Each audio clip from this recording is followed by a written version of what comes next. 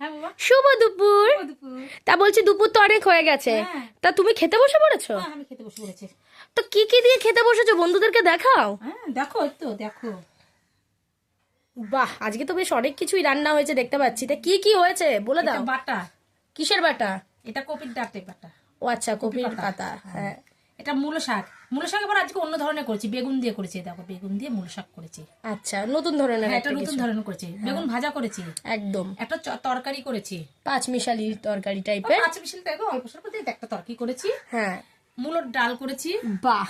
হ্যাঁ, আর তোমার পছন্দ এটা ডিম। হ্যাঁ, তোমার তো ডিম ছাড়া কিছুই চলে না। মাছ একদম। আনলেও মাছও খেতে চাও না। ডিম। হ্যাঁ, ডিমটা ভীষণ পছন্দ করি পছন্দ আমি। করো? তো দেখুন বন্ধুরা, আজকে রান্না বান্নাগুলো আপনারা দেখতেই পাচ্ছেন কি দারুণ হয়েছে।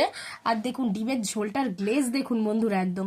আর এই দিকে সিজনাল যে কোনো সবজি হোক তা দিয়ে ডাল, যেরকম গরমকালে আমরা টক ডালটা খাই, তেতোটা খাই, সেরকম শীতকালে সিজনাল সবজি দিয়েও আমরা ডাল ঠাল খাই, যেরকম ফুলকপি, মূলো।